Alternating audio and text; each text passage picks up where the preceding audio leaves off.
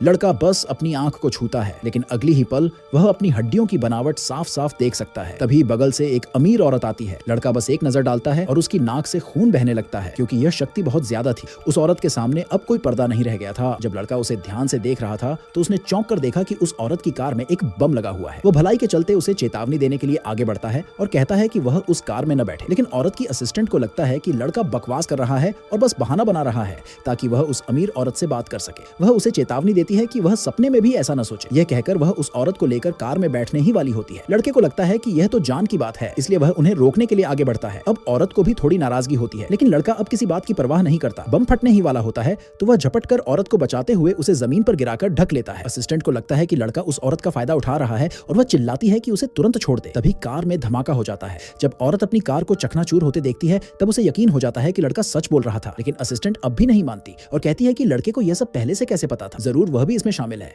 लड़का गुस्से में कहता है कि यह तो भलाई का बदला मिला है, उसने उनकी जान बचाई और अब उसी पर इल्जाम लगाए जा रहे हैं। असिस्टेंट उल्टे उस पर आरोप लगाती है।